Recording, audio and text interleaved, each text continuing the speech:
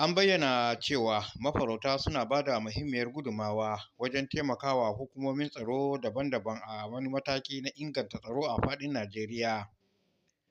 Kwamandan mafarautan na ƙasa kuma sarkin yaƙin mafarautan jihar Adamawa Alhaji Muhammad Adamu ne ya bayyana haka a tattaunawarsa da manema labarai a Yola, fadar gwamnatin jihar Adamawa. Ya ci gaba da cewa abin da zan iya faɗa game da aikin mafarauta a ƙasa, aiki ne wadda muke ba hukumomi, na ce hukumomi kamar sojoji, polisawa da sauran ne ɗamara muke ba su mu namu gudumawar mu taya su akan aikin da suke na tsaro domin ƙasa ta zauna lafiya.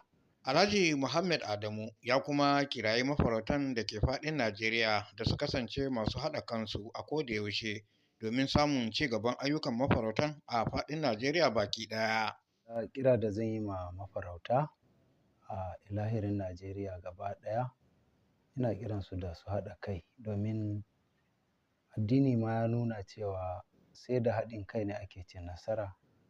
In babu haɗin kai faɗuwa yake kan mutane, kamar yadda tsoffi suke cewa tsuntsiya sai sun haɗu guri guda ba za ka iya karyawa ba, amma in guda ne sai ka karya. Zaki kanta in ta tashi kama dabbobi takan kama dabban da ta yi baya ne, amma wadda take cikin tawaga ba ta kamawa.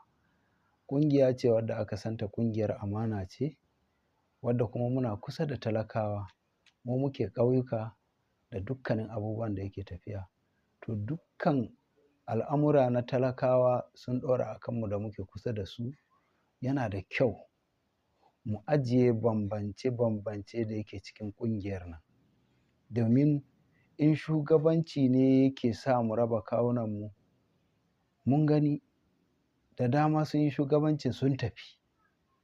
In kuɗi ne, in ma menene, belle ma a cikin wannan ƙungiyar ba aikin kuɗi muke yi ba, an sani.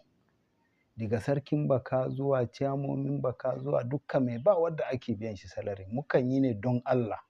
In kuma muna yin aikin nan tsakaninmu da Allah don mu samu yardan Allah, mu taimaka ma al'ummanmu da ƙasanmu da addininmu, to ban ga abun da zai kawo yau a ce wannan ɓangaren yana kaza, ɓangaren na yana kaza, wannan ɓangaren ya ɓalle ya je ya buɗe nashi, wannan ya ɓalle ana faɗa juna, ana gaba da juna. Gaskiya ina kiran mafarauta, aikin amana ne abin da muka tashi muka samu iyayenmu. Mu haɗa kai, mu cire bambancin addini, mu cire bambancin ƙabilanci, belle na jinsi na wai gari kaza kaza, duka abu ɗaya ne. Abin da muka tashi muka sani ma iyayen mafarauci, duk ilahirin da ya fito in ya samu wannan gidan mafarauci ne, shi ya iso gidansa. Walau musulmi ne ko kirista, wani irin ƙabila mu ba mu san shi ba, kawai mafarauci ne kawai. In ka zo gidan ɗan uwanka mafarauci, kai kan ka iso gida. Don Allah mu ɗauki wannan amana da iyayenmu suka bari. Marigayi Allah ya ji kansa da rahama, Baba Tola kenan. Kullum abin da yake kiran mu da kewa mu yi haƙuri, mu riƙe amana. Muhammad Adamu ya shawarci al'umma da su kasance suna baiwa mafarautan haɗin kai da goyon baya domin ganin sun samu damar kare rayuka da ma dukiyoyin al'umma.